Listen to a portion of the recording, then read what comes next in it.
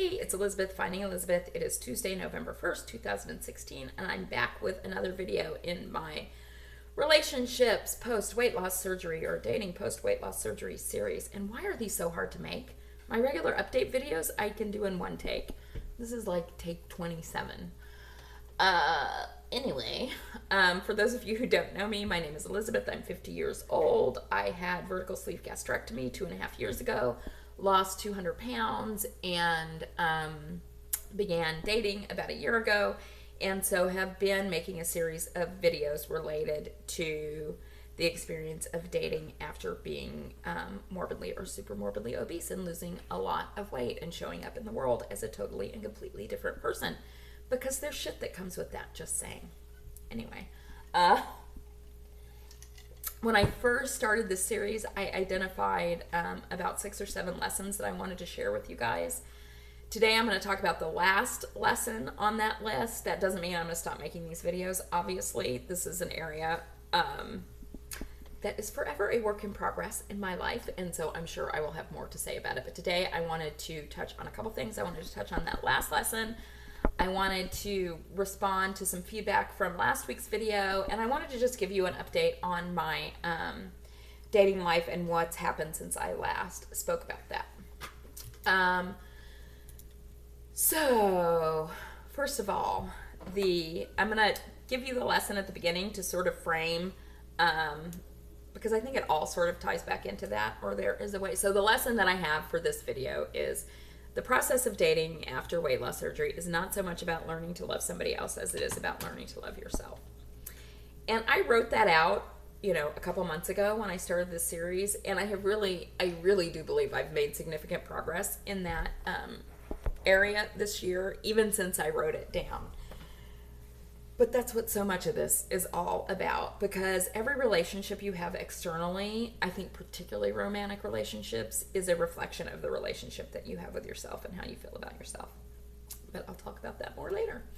So in last week's video, I was talking about the fact that during this process, you're most likely going to experience loss. I would be very surprised if you didn't enter into a relationship, that you entered into a relationship immediately after losing weight, and it was the one.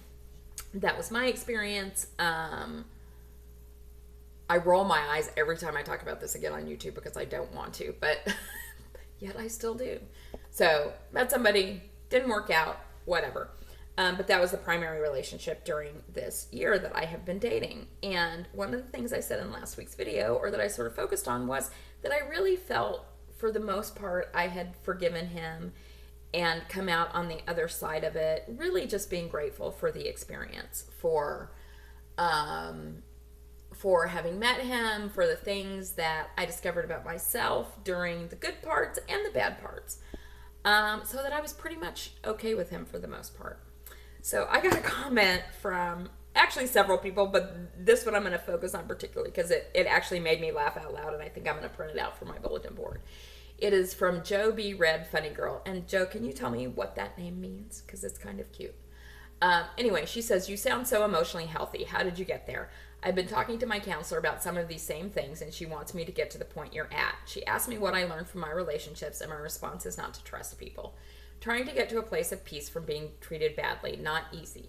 So, I just want to talk about that a little bit. Because, if I give the impression of being emotionally healthy, it is all an illusion. No, I'm just kidding. I am working towards emotional health. I feel like I am more emotionally healthy now than I've probably ever been.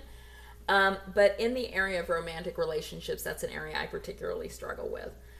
If you ask this guy if he thought I was emotionally healthy, he would probably say no, she's batshit crazy. But whatever, I'm doing the best I can. But anyway, I just wanted to touch on that. So, number one, I made that video like a week ago, and there had probably been, multiple times between that week and this week where I have had less than positive thoughts about this person. Particularly today, when I got a text from someone who I know, who I met through YouTube in the weight loss surgery community, who knows me relatively well, who lives in the same area that he does, who is dating on Tinder and Bumble, and who sent me a text and said, oh, this person named this age, who lives in this area, is showing up on Tinder. Is this, and works at this place, is this your person? Yeah, it was. So I guess that marriage didn't work out too well. Sorry. Not sorry. Whatever. So, as much as I try to be loving and forgiving, when I get a text like that, after having poured my heart, not that, I mean, if he's not, well, what do I care if he's on Tinder? I was on Tinder. I'm not anymore. I don't care. But when you've poured your heart out about being in love with this person, and somebody who's seen that video has texted you and said, oh, is this that guy? He's on Tinder. He keeps showing up. Should I swipe right?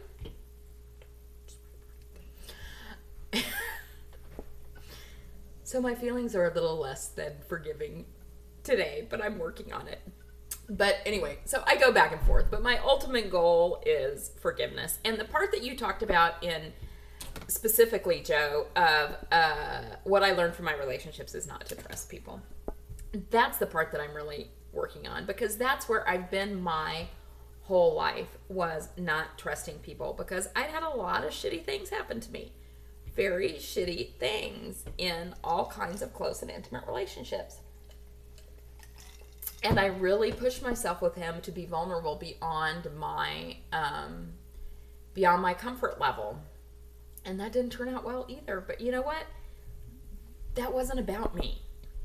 What he did with that wasn't about me. And that's sort of the place that I think you have to get to. And how did I get there? I don't know.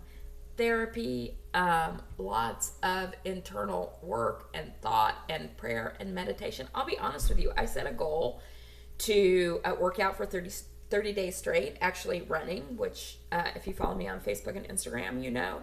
But part of that goal is after I'm done running, I go into the sauna there and I do like a 15-minute forgiveness meditation around him to try to let that go. I mean, it is an everyday work in progress for me to be able to let this go and not take it personally and not make it be about me. And the reason I can do that this time more than any other relationship I've been in was I certainly wasn't perfect, and there were lots of things that I did wrong in that relationship, and I see it now. I see the things that I did that weren't great. But what I did do was I tried to show up as myself, which I have never in a million years done before. And so, you know, that being the case, what else do I have to give? That's it. And if that's not enough, that's not about me.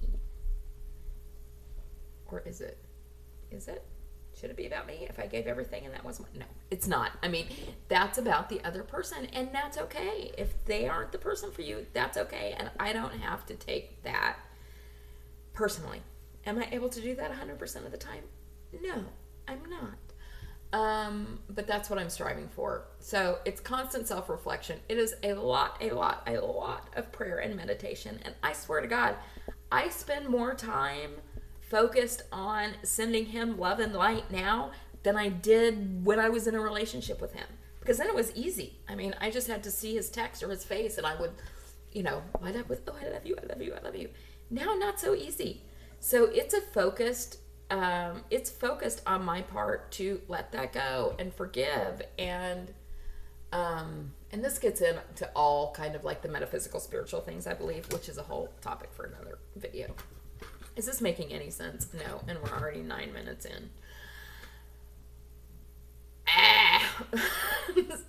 Let me just, before I go into the lesson I want to talk about as it relates to emotional health, let me just read this one thing from a meditation that I work on, that I work from every day. And of course, I thought I put it in my notes, but it's not that, so not there, so I need to go and find it.